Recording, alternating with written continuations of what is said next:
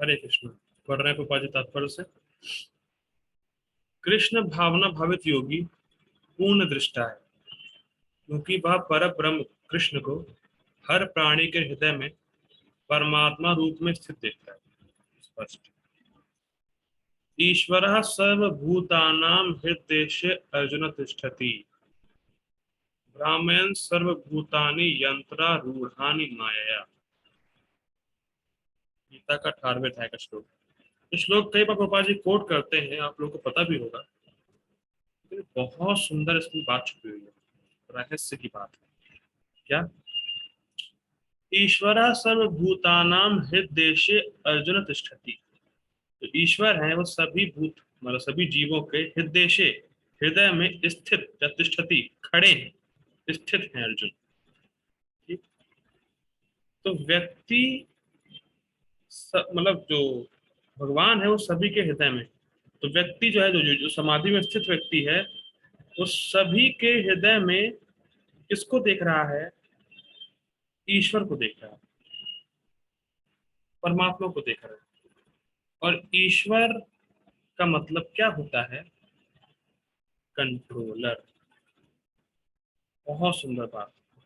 ऐसा नहीं है कि परमात्मा किसी के हृदय में है तो वो खाली खड़े हैं, कुछ कर नहीं रहे। फिर रिपीट कर रहा हूं। ईश्वर परमात्मा सभी जीवों के हृदय में है और ऐसा नहीं कुछ कर नहीं रहे। जैसे आप लोगों ने देखा होगा, जैसे गांव में होता है ये सब, कि घरों में बूढ़े लोग होते हैं, वो कुछ कर नहीं पाते लेकिन बैठे रहते देखते रहते सब कुछ। कि भाई कोई कोई मतलब घर का व्यक्ति यहाँ से वहां गया, ये कमरे का गेट खुला, ये वहां पर है, वो वहां पर है, फलाना धमाका।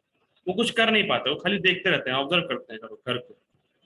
ऐसा देखा होगा आप लोगों ने कि बूढ़े व्यक्ति घर में रहते हैं, साइड में पड़े रहते हैं, उसे ऑब्जर्व करते हैं, कुछ कर नहीं पाते।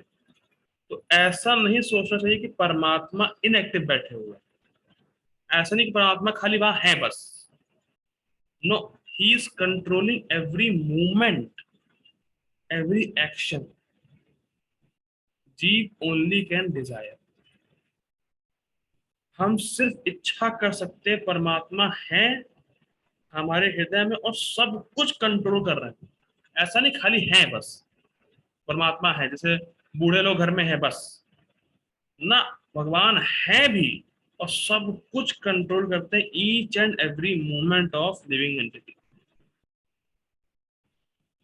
मैंने क्यों बताया? क्योंकि ये बहुत अच्छी बात है। क्यों?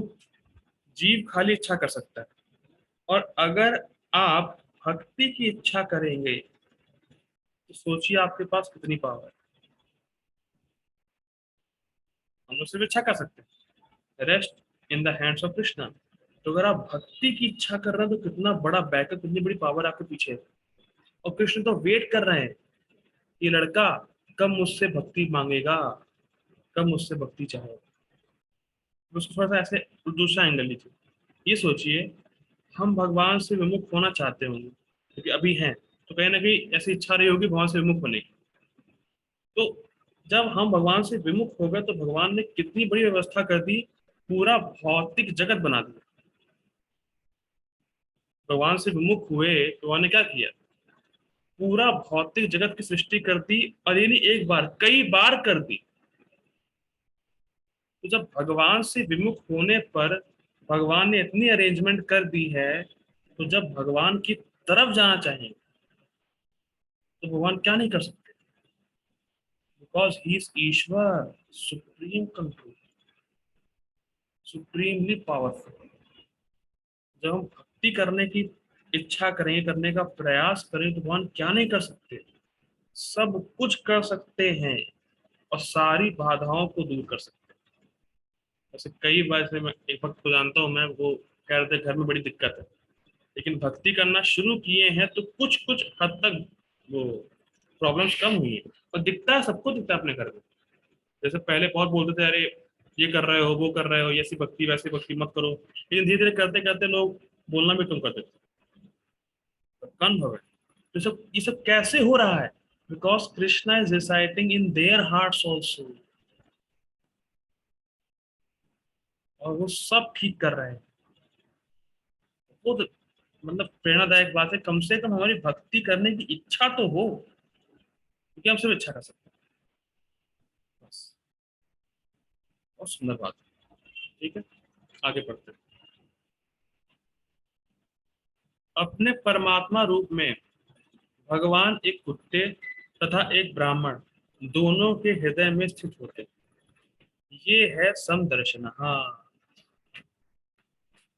भगवान सब जगह जीवों के, देखिए भगवान सब जगह जीवों के विभिन्न कर्मों के अनुसार जीवों को कर्म करा रहे हैं, कर्म करने की प्रेरणा दे रहे हैं। तो शरीर दे रहे हैं और बुद्धि दे रहे हैं जीवों के कर्म के अनुसार, और भगवान भी इसमें प्रवेश करते हैं। भगवान घृणा नहीं करते। भगवान ऐसा सोचते नहीं, अरे यार ये तो कुत्ते के शरीर में है जीव, मुझे वहां जाना पड़ेगा, मुझे कुत्ते की तरह से कार्य करना पड़ेगा। ऐसा नहीं होता। और समझ में आ रही है? भगवान सभी जीवों को उनके विभिन्न कर्मों के अनुसार बुद्धि, शरीर, भोग, कर्म करने की प्रेरणा दे रहे हैं। और भगवान भी साथ में हैं, लेकिन भगवान उससे प्रभावित नहीं होते। भगवान ये सोचते नहीं कि अरे भाई तू कुत्ते के शरीर में गया है, सुअर के शरीर में गया है, अब मुझे भी ऐसा बिहेव करना पड़ेगा ना। बिल्कुल प्रभावित होते ही नहीं है। जैसे उदाहरण के तौर पर दिया जाता है, भगवान कितने निरपेक्ष हैं, कितने अनासक्त हैं। देखिए, जैसे मान लीजिए आप किसी शादी में जाएं और आपके सामने वाला साथ में बैठा हुआ है, कोई दोस्त हो मान लीजिए आपका, उसको बढ़िया रसगुल्ला मिल जाए, रसमलाई मिल जाए, तो क्या आपके मन में नहीं आएगा मुझे भी मिल जाए? थोड़ा सा इफेक्ट तो होगा ना। अरे यार ये बढ़िया बढ़िया खा रहा है, मुझे नहीं मिला है, मुझे भी मिल जाता है। उसी प्रकार से जीव भोग कर रहा है, लेकिन भगवान को कभी ये नहीं आता कि मैं भी इसका भोग करूं। और जस्ट पास में, सबसे पास तो भगवान ही है हमारे। या आप शादी में गए और बिल्कुल करीब आपके आदमी बैठा है, सब कुछ बढ़िया बढ़िया खा रहा है, आपको नहीं मिल रहा, तो कहीं ना कहीं मन में आता है यार मुझे भी मिल जाता, मैं भी खा लेता। लेकिन भगवान देख रहे हैं सभी जीवों को भोग करते हुए, लेकिन कभी भी उन्हें भोग की इच्छा आती नहीं, कभी भी इफेक्ट नहीं होते भगवान। इसी बात को गोपाल जी बता रहे हैं। पूर्ण योगी जानता है कि भगवान नित्य रूप में दिव्य है, और कुत्ते या ब्राह्मण में स्थित होने से भी भौतिक रूप से प्रभावित नहीं होते। यह यही भगवान की परम निरपेक्षता। हम हो जाएंगे, तो सामने वाले के पास गाड़ी है, काश मुझे भी मिल जाती। और कुछ बस जो भौतिक भोग है, भले ही कितना छठी कोटी हो, लेकिन कहीं ना कहीं अरे थोड़ा सा ये थोड़ा सा हो सकता है, बन जाती बात, मिल जाता मुझे तो। बहुत सुंदर बात है। जब तक पूरी तरीके से हृदय शुद्ध नहीं है, हम निरपेक्ष नहीं हो सकते। ये जब समाधि की अवस्था को प्राप्त कर जाएंगे, तब ये गुण हमें आ सकता है, आता ही। ठीक, इंटरेस्टिंग। यद्यपि जीवात्मा भी एक एक हृदय में विद्यमान है, किंतु वह एक साथ समस्त हृदयों में सर्वव्यापी नहीं। समाधि की अवस्था में क्या देखता है वो? भगवान हर जगह है, लेकिन जीव हर जगह नहीं। भाई आप अपने हृदय में हो, मतलब आप मतलब आत्मा, आप अपने हृदय में हो, मैं अपने शरीर के हृदय में हूँ, लेकिन भगवान सबके हृदय में हैं। आपके शरीर में कोई कष्ट हो रहा है, मैं अनुभव नहीं कर सकता। मुझे जो कष्ट हो रहा है वो आप अनुभव नहीं कर सकते, अच्छा ये नहीं कर सकते, वरना क्या होता। ठीक है, लेकिन भगवान को सबके कष्टों का अनुभव है। लेकिन डिफरेंस समझिए, क्योंकि बहुत बार लोग इतने बड़े रास्कल, इतने बड़े मूर्ख हैं, कहते हैं आत्मा परमात्मा है। कैसे भाई? अगर आत्मा ही परमात्मा है, तो मान लीजिए आपके बगल में किसी व्यक्ति को डेंगू हो रखा है, तो आपको भी डेंगू हो, फिर सिंपल है ना भाई। अगर आप ही हर जगह है, तो जो उसको कष्ट हो रहा है डेंगू का, आपको भी होना चाहिए, आपको भी डेंगू है। मान लीजिए ऐसा हो जाए और कोरोना का सीन चला जाए, एक व्यक्ति को कोरोना हो गया, उसको कोरोना हो गया। इंटरेस्टिंग रहता है भाई। अगर एक को कोरोना हुआ तो सबको हो गया, उसका मतलब तो नहीं होता। इसीलिए जीव आत्मा अलग अलग अपने अपने शरीर में है, और उसी शरीर का अनुभव कर रही है जिसमें वो है। लेकिन परमात्मा सबके शरीर में और सबके कष्टों, सबके जो कष्ट है या मतलब खुशी है, जो सुख है, सबका अनुभव कर रहा है भगवान। ठीक? आत्मा तथा परमात्मा का यही अंतर है। बहुत स्पष्ट प्रभाव लिख रहा है, आत्मा परमात्मा एक नहीं है। कोई रास्कल, कोई मूर्ख आपको आके बोले, उसको तमाचा मारिए।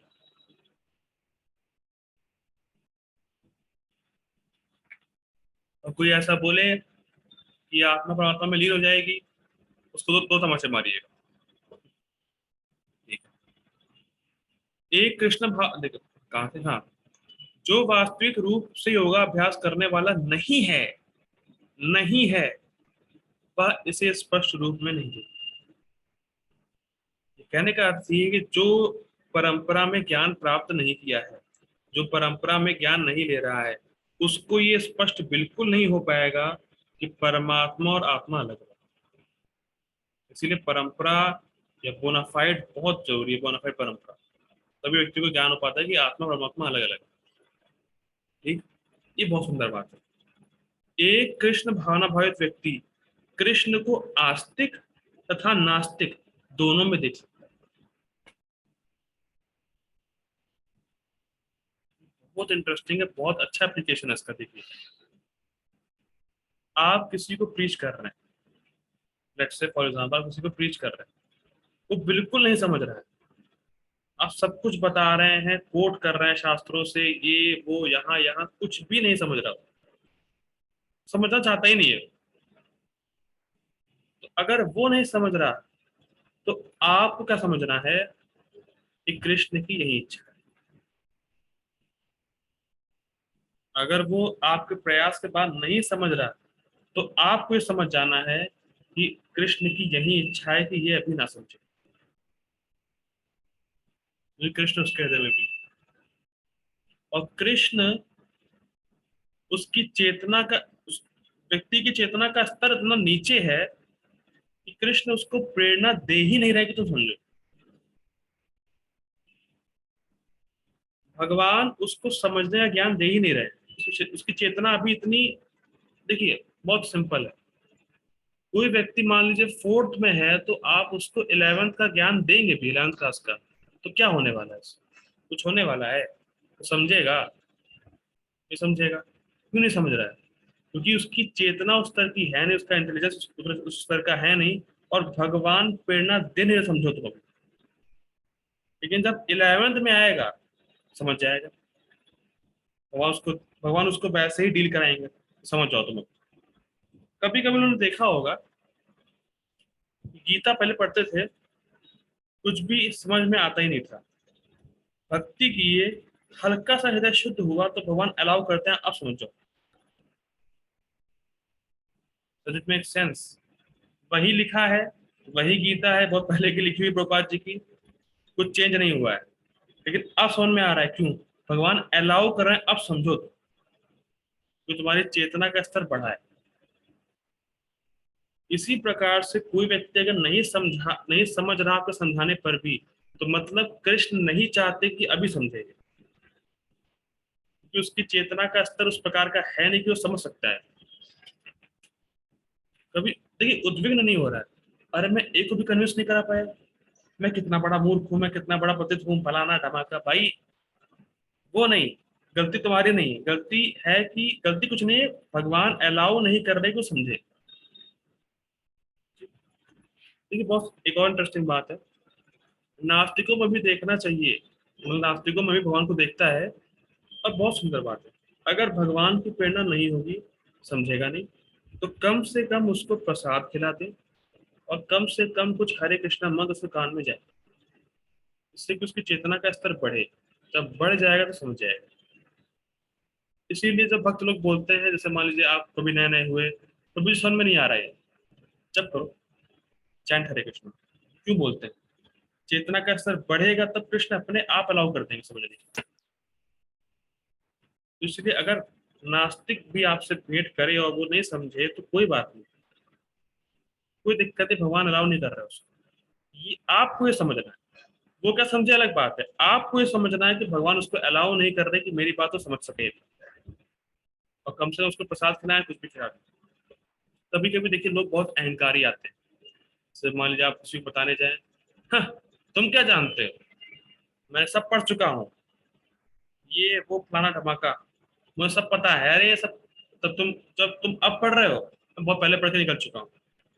कुछ लोग ऐसे अहंकारी आते हैं, बहुत ईगोइस्टिक होते हैं, बहुत मतलब समझना चाहते नहीं, बहुत बड़े अहंकारी होते हैं कि मुझे सब आता है, तुम मुझे क्यों बता रहे हो, मुझे सब कुछ पता है, दूसरों को बताओ।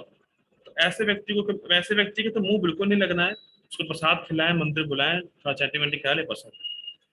जब उसका हृदय शुद्ध हो जाएगा तभी वो समझ पाएगा। ये बहुत सिंपल फंडा है।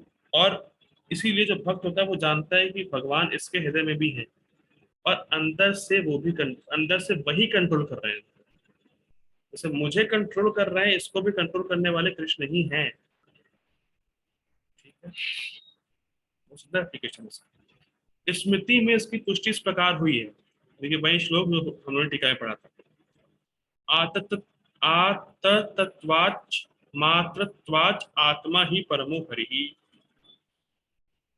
भगवान सभी प्राणियों का स्रोत होने के कारण माता और पालनकर्ता के समान। जिस प्रकार माता अपने समस्त पुत्रों के प्रति संभाव रखती है, उसी प्रकार परम पिता या माता भी रखता है। फलस्वरूप परमात्मा प्रत्येक जीव में निवास करता है। क्या मतलब है इसका? देखिए, कोई भी माँ अपने बच्चों में भेदभाव नहीं करती। ऐसा तो देखा ही गया है, सब जानते हैं। भाई आपके भाई बहन है, जितना माँ आपसे प्यार करेगी उतना उसको भी करेगी। कोई भेदभाव नहीं कि अरे ये तो बहुत पहले पैदा हुआ है तो बहुत ऊंचा हो गया, ये बहुत वो हो गया, मैं इसे प्रेम करती हूँ उसको नहीं करती, ऐसा नहीं। कभी भी कोई पैदा हो, सबको प्रेम करती है। उसी प्रकार से भगवान सबका पालन पोषण कर रहे हैं समान रूप से। भगवान सबका ही पालन पोषण कर रहे हैं समान रूप से, चाहे व्यक्ति कहे भगवान है, चाहे व्यक्ति कहे भगवान नहीं है, दोनों का पालन पोषण भगवान ही कर रहे हैं समान रूप से। कितनी सुंदर, कितना मतलब दिव्य गुण है। भाई कोई आपकी निंदा करे, आप उसका पालन पोषण कैसे कर सकते हैं? कोई कहे भगवान नहीं है, निराकार है, ये है फलाना ढमाका, फिर भी भगवान पालन पोषण कर रहे हैं। जैसे कई बार बच्चे माँ से रूठ जाते हैं, कहते हैं अरे माँ मैं आपसे प्रेम नहीं करता, मैं ये हूँ मैं वो, लेकिन माँ बुरा नहीं मानती। माँ जानती है कि भले ही अभी अभी कह रहा है प्रेम नहीं करता, लेकिन प्रेम करता है। उसी प्रकार से भगवान जानते हैं कि ये जीव अभी माया में है, ये समझ नहीं रहा क्या बोल रहा है, लेकिन ये मेरा ही अंश है। जैसे माँ को आप कुछ भी बोलिए कि माँ मैं आपसे प्रेम नहीं करता, आप इतनी बुरी हो, फलाना धमाका, लेकिन माँ जानती तुम तो मेरे ही बेटे हो। जैसे भगवान जानते हैं भाई सारे जीव तो मेरे ही बेटे हैं, मुझे ही इनका पालन पोषण करना बहुत बहुत बड़ा गुण है। शास्त्र में एग्जाम्पल देते हैं इसी बात का। जैसे चंद्रमा की रोशनी है, चांद की रोशनी है, वो जितनी वहां पड़ेगी, गाय काट, ऐसे बताता हूँ मैं इसको। देखिए चंद्रमा की रोशनी एक स्थान पे पड़ती है जहाँ पे गाय कटती है, और एक स्थान पे पड़ती है जहाँ गाय पलती है, सेवा की जाती है। दोनों की रोशनी समान रूप से होती है। बात समझ में आ रही है? ऐसा नहीं है चांद कहे कि मेरी रोशनी मैं इस स्थान पे जहाँ गाय कट रही है वहां कम रोशनी दूंगा, और जहाँ गाय की सेवा हो रही है ज्यादा रोशनी दूंगा, ऐसा नहीं। जहाँ गाय कट रही है और जहाँ गाय पल रही है, दोनों ही स्थानों पे समान रूप से चंद्रमा अपनी रोशनी को दे रहा है। उसी प्रकार से कोई व्यक्ति कितना ही बोले भगवान नहीं है, भगवान है, मतामत हो सकते हैं, लेकिन भगवान दोनों ही को समान रूप से पालन पोषण कर रहा है। भेदभाव भगवान की नजर में किसी प्रकार का नहीं, भगवान सबका पालन पोषण कर रहा है। सुंदर बात है। अब थोड़ा सा फिलोसफिकल पैराग्राफ है प्रभुपाद जी का, समझ इसको थोड़ा समझना कठिन है, फिर प्रयास करेंगे।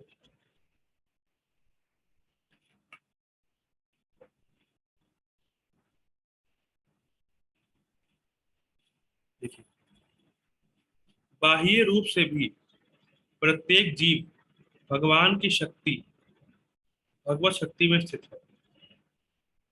जैसा कि सातवें अध्याय में बताया जाएगा, भगवान की दो मुख्य शक्तियां हैं, परा तथा अपरा। परा शक्ति मतलब जीव, अपरा शक्ति मतलब earth water fire air ether, भौतिक। ठीक। जीव परा शक्ति का अंश है, अंश होते हुए भी, सॉरी फिर पढ़ता हूं मैं। जीव पराशक्ति का अंश होते हुए भी अपराशक्ति से बद्ध है। इसका मतलब क्या है? जीव आध्यात्मिक शक्ति होते हुए भी भौतिक शक्ति में बद्ध है। क्यों? अविद्या के कारण। अपने स्वरूप को भूला हुआ है और अपने आप को शरीर मान रहा है, इसलिए बद्ध है। हमारी, जैसे फॉर एग्जाम्पल, कोई व्यक्ति जेल में है, तो जेल उसके स्वाभाविक स्थान नहीं रहने की, लेकिन वो जेल को ही माने कि बहुत बढ़िया है, तो जेल में बद्ध है। ठीक है, वो बंधा है जेल से, उसको खोलने का प्रयास भी करेंगे, भाई जेल से निकलो, अरे जेल अच्छा है ना। उसी प्रकार से व्यक्ति अपने को शरीर माना बैठा, जबकि वो शरीर है नहीं। और ये क्यों हो रहा है? अविद्या की वजह से। ठीक है। अब बहुत सुंदर बात आ रही है, लाइन बड़ी शानदार है, इसको अंडरलाइन कर लीजिएगा। जीव सदा ही भगवान की शक्ति में स्थित है। ऐसा कोई जीव नहीं है जो भगवान की शक्ति से अलग हो जाए। जैसे जीव सदा ही भगवान की शक्ति में स्थित है, मतलब बद्ध जीव भगवान की कौन सी शक्ति में स्थित है? देखिए, पहले तो मैं शायद फिलोसफिकल हो जाएगा। देखिए, माया शक्ति जो है, माया शक्ति, उसके तीन एस्पेक्ट है। तो पूछूंगा, आप लोग सुनेगा ध्यान से। माया शक्ति के तीन एस्पेक्ट: प्रधान, विद्या और अविद्या। माया शक्ति के तीन एस्पेक्ट है: प्रधान, विद्या, अविद्या। प्रधान मतलब भौतिक वस्तुएं, तो हम लोग पढ़ चुके हैं। प्रधान से भौतिक वस्तुएं आती। अविद्या मतलब जीव अपने स्वरूप को भूल के भौतिक वस्तुओं से पहचान करता है, ये अविद्या। विद्या मतलब जीव अपने आप को भौतिक जगत से या भौतिक वस्तुओं से अलग देखता है बस, पर भगवान का अनुभव नहीं करता। फिर कुछ थोड़ा बहुत फिलोसफिकल है। माया के तीन एस्पेक्ट: प्रधान मतलब भौतिक वस्तुएं, अविद्या मतलब जीव अपने स्वरूप को भूल के भौतिक वस्तुओं से पहचान करता है, और विद्या मतलब जीव अपने को भौतिक वस्तुओं से अलग देख रहा है बस, भगवान का अनुभव नहीं करता। लेकिन भक्ति में व्यक्ति होते हुए ज्ञान को भी नष्ट कर देता है, मतलब वो भगवान का अनुभव करता है। और जो ज्ञानी होते हैं वो खाली इस ज्ञान तक पहुंच पाते हैं कि मैं इस भौतिक वस्तु से अलग हूं, मैं ब्रह्म हूं बस, भगवान का अनुभव नहीं करते। It make sense? अब फिलोसफिकल हो गया। अब पढ़ते हैं इस टाइम। जीव सदा ही भगवान की शक्ति में स्थित है, मतलब जो बद्ध जीव आत्मा है वो भगवान की शक्ति में स्थित है। प्रधान, वो भौतिक वस्तुओं में अब फंसा हुआ है। देखिए, ध्यान दीजिएगा, बद्ध जीव आत्मा कहाँ फंसी है? प्रधान में, भौतिक वस्तुओं में। कैसे फंसी है? अविद्या से। डिस्टिंग्विश कर पा रहे हैं दोनों में? बद्ध जीव आत्मा कहाँ फंसी है? प्रधान में, भौतिक वस्तुओं में। कैसे फंसी है? अविद्या से। और ये दोनों ही शक्ति भगवान की है। ठीक। तो जीव भगवान से अलग नहीं हो सकता, और इस शक्ति से निकलेगा भी भगवान की कृपा से ही। अब जीव किस शक्ति का संपर्क कर रहा है जीव के ऊपर, लेकिन है वो हमेशा भगवान की शक्ति में। प्रधान भगवान की शक्ति है, अविद्या भगवान की शक्ति है, और विद्या भगवान की शक्ति है, और माया भगवान की शक्ति है। अल्टीमेटली कोई भी जीव है वो है भगवान की शक्ति में ही, लेकिन किस से संपर्क कर रहा है, किस शक्ति से संपर्क कर रहा है जीव, ये उसके ऊपर, उसकी फेवल के ऊपर। तो हम कभी भी भगवान की शक्ति से अलग हो ही नहीं सकते। ये बहुत सुंदर बात है, इसलिए कहना है भगवान जीव सदा ही, हमेशा ही रहेगा, चाहे भौतिक जगत में हो चाहे आध्यात्मिक जगत में हो, रहेगा भगवान की शक्ति में स्थित। बहुत सुंदर है। ठीक है। प्रत्येक जीव किसी ना किसी प्रकार भगवान में ही स्थित रहता है। और नेक्स्ट लेवल, अभी कहा भगवान की शक्ति में स्थित रहता है, अब कह रहे हैं कि भगवान में ही स्थित रहता है। क्यों हम लोग पढ़ रहे हैं ये? व्यक्ति सब जगह भगवान को देखता है और ये देखता है सारे जीव भगवान में। ये पढ़ा ना ट्रांसलेशन में, सब जगह भगवान को देख रहा है, वो तो हो गया परमात्मा के रूप में। सभी जीव भगवान में है ये भी देखता है। बड़ा सुंदर है। तो जी का तात्पर्य बड़ा फिलोसफिकल है इसमें। देखिए, इसको समझिए ऐसे। अभी हम लोग कहाँ बैठे हैं? सब लोग पृथ्वी के ऊपर। ठीक। हमारा शरीर किससे बना है? अर्थ, वाटर, फायर, ईथर, 5 एलिमेंट से। तो ये सब भगवान की शक्तियां हैं। तो आप भगवान की शक्ति को छोड़कर कहाँ जाओगे? और भगवान की शक्ति भगवान ही है। अचिंत्य भेदा भेद। सूर्य की रोशनी सूर्य ही है, प्रकाश। अगर सूर्य अस्त हो गया तो आप ये नहीं कह सकते कि मैं सूर्य की रोशनी को काट के रख लूंगा घर पे। ऐसा होता है क्या? ऐसा नहीं होता। सूर्य अस्त, सूर्य की रोशनी में खत्म। इसी प्रकार से सूर्य और सूर्य की रोशनी एक ही मानी जाएगी, चिंत भेदा भेद तरीके से। तो इसी प्रकार से भगवान की शक्ति ही भगवान है, अप्रत्यक्ष रूप से। बहुत देखिए, एक इंसिडेंस है प्रभुपाद जी का। एक बार एक व्यक्ति प्रभुपाद जी से पूछा, स्वामी जी, क्या आप भगवान को देख सकते हैं? ओके। प्रभुपाद जी ने बहुत सुंदर सुंदर बोला, ये कोई कठिन क्वेश्चन नहीं है। क्वेश्चन ये है कि तुम क्यों नहीं देख सकते?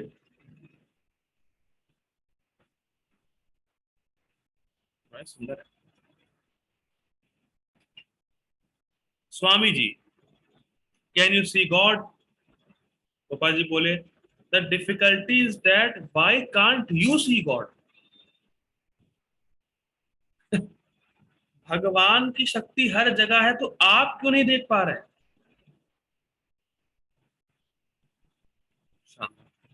देखिए, इसको एक और उदाहरण लीजिए। जिसको मान लीजिए आंखों में कैटरैक्ट, मोतियाबिंद हो रखा है, आप उससे पूछें, आपको सूर्य दिखता है? नहीं दिखता। अरे, सूर्य हर जगह होते हुए आप नहीं देख पा रहे? ये कैसे संभव है? ये कैसे पॉसिबल? कि मोतियाबिंद। उसी प्रकार से जब व्यक्ति को ज्ञान नहीं है, तो उस व्यक्ति सोचता है भगवान नहीं है, ऐसा है वैसा है। लेकिन वो व्यक्ति भी तो भगवान को नहीं मानता, वो भी भगवान में ही स्थित है। सुंदर बात। आंखों में मोतियाबिंद है, हो सकता है मोतियाबिंद आंखों पे है और वो व्यक्ति सूर्य के रोशनी में ही खड़ा हो, तो फिर भी कहेगा सूर्य नहीं। सुंदर बात। तो सब जीव भगवान में स्थित है। योगी समदर्शी है, क्योंकि वह देखता है कि सारे जीव अपने अपने कर्म फल के अनुसार विभिन्न स्थितियों में रहकर भगवान के दास होते हैं। क्या देखता है वो? सभी जीव भगवान के दास हैं और अपने अपने कर्म के अनुसार वो विभिन्न स्थितियों को प्राप्त है, अलग अलग शरीर में। अब एक टफ क्वेश्चन, टफ क्वेश्चन थोड़ा सा। मुझे लगता है अगर कोई किसी को आंसर पता हो, बता दीजिएगा। क्या कर्म अनुसार ही क्या कर्म अनुसार ही केवल अपनी स्थितियों sorry, क्या कर्म अनुसार ही केवल जीव अपनी स्थिति को प्राप्त होता है? Is it only by Karma living entity situated in differently in different bodies? क्या केवल कर्म फल ही है जिसके हिसाब से जीव को अलग अलग शरीर मिल रहा है? क्या केवल कर्म है?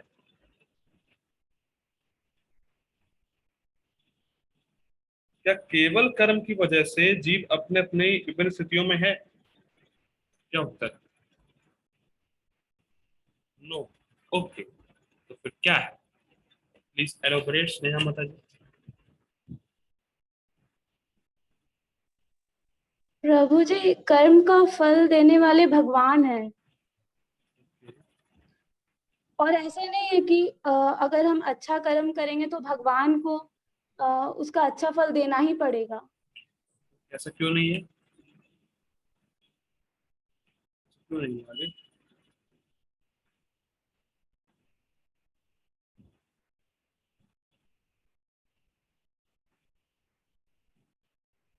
ये माता जी ने कुछ कुछ सही बताया, लेकिन कुछ चीजें उनकी मिसिंग थी। ओके, वेल ट्राइड माता जी, वेरी गुड। देखिए, प्रभु जी, कर्म क्योंकि अपने भगवान आप स्वतंत्र में है किसी इसलिए। को कुछ नहीं दे सकता। क्यों? कर्म एक जड़ वस्तु है। उसका फल देने वाला एक सचेत व्यक्ति, कॉन्शियस व्यक्ति होना ही चाहिए, जो कि भगवान। उसके कर्म के अनुसार फल देते हैं। जीवी कर्म, कर्म कर्म अकेले कुछ नहीं कर सकता। कर्म जड़ है, एक्टिविटीज जड़, मटेरियल। लेकिन उसके फल देने वाले भगवान होते हैं। और जैसे कुछ लोग कहते हैं, माता जी ने बताया, कुछ लोग कहते हैं कि अच्छे कर्म करो तो भगवान को फल देना ही पड़ेगा। ऐसा क्यों नहीं? क्योंकि भगवान दैव है। कर्मणा दैव नेत्रेणा। वो दे भी सकते हैं और नहीं भी दे सकते हैं। इट इज नॉट मैंडेटरी कि कर्म कर्म के अनुसार भगवान को बाध्य होना पड़ेगा आपको फल देने के लिए। जैसे उदाहरण देते हैं इसमें, समुद्र मंथन के समय असुर और देवता मंथन कर रहे थे एक ही स्थान पर, एक ही मंतव्य के लिए, एक ही, मतलब शक्ति भी उनकी सेम लग रही थी। लेकिन फिर भी जो फल है, अमृत, वो देवताओं को मिला। एक्टिविटी सेम है, सब कुछ सेम है, इंटेंशन सेम है, लेकिन फल अलग क्यों? क्योंकि जो देवता थे वो भगवान के चरण कमलों में आश्रय लिए हुए थे, इसलिए उनको अमृत मिला। तो इसलिए इट इज नॉट नेसेसरी कि भगवान आपके कर्म के हिसाब से बाध्य हो देने के लिए। तो कर्म अकेले, अकेला कर्म आपको शरीर वगैरह जो परिस्थिति में नहीं डाल सकता। उसके पीछे भगवान होंगे, कर्म फल plus Krishna, then you will get different situation. ठीक है, तो कर्म अपने आप में जड़ है। ठीक है, अपराशक्ति में जीव भौतिक इंद्रियों का दास रहता है, जबकि पराशक्ति में वह साक्षात परमेश्वर का दास रहता है। इंटरेस्टिंग। अपराशक्ति में जीव भौतिक इंद्रियों का दास रहता है, इसका मतलब क्या है? जब तक व्यक्ति अविद्या से अफेक्ट रहेगा, जो माया की शक्ति है, तो वो सोचेगा कि मैं अपनी इंद्रियों को संतुष्ट करके मैं संतुष्ट हो जाऊंगा। तो सबको पता है, इसमें कोई नई बात नहीं है। लेकिन अब नई बात ये है, यहां पर भी जीव की सेल्फलेसनेस गई नहीं। क्या मतलब है? यहां पर भी जीव सेल्फलेसनेस रहता है, क्योंकि जीव अपने को संतुष्ट नहीं कर रहा है, इंद्रियों को कर रहा है। अल्टीमेटली वो सेल्फलेसनेस सेवा कर रहा है इसकी, इंद्रियों। लेकिन वो अभी भी सेल्फलेस है। He remains selfless because he is serving his senses to get happiness. He is not serving himself. जो सेवा का टेंडेंसी, जो सेल्फलेस सेवा की टेंडेंसी है, अभी भी वो खत्म नहीं होती जीव से। इसीलिए जीव भौतिक इंद्रियों का दास रहता है। वो सोच रहा है कि मैं ये इंद्रियां हूं, लेकिन अल्टीमेटली वो अपनी इंद्रियों को संतुष्ट करके सोचता है मैं सुखी हो जाऊंगा। तो वो अपने को संतुष्ट नहीं कर रहा है, इंद्रियों को कर रहा है। और भी सेल्फलेस, इंद्रिया कुछ भी बोलेंगी मान जाएगा। वो इंटरेस्टिंग, ठीक। और जबकि पराशक्ति में वह साक्षात परमेश्वर का दास है। ठीक है, तो स्पष्ट देखिए, ये बस सुंदर है। हमें ये नहीं सोचना चाहिए कैसे कि हमें कैसा लग रहा है। सुबह सुबह उठना अच्छा लगता है नहीं लगता, हमें काम करना अच्छा लगता है नहीं लगता, गीता क्लास में आना अच्छा लगता है नहीं लगता। हमें ये सोचना नहीं चाहिए कि हमें कैसा लगता है। हमें ये सोचना चाहिए कि भगवान को कैसा लगता है। ये मेन थिंग है, ये रूट कॉज है भक्ति। हम क्या सोच रहे हैं, कैसा हमें लग रहा है, it does not matter. Matter कि कृष्ण को कैसा लग रहा है, वो संतुष्ट हो जाए बस। ये रियल भक्ति, ये रियल सेवा है।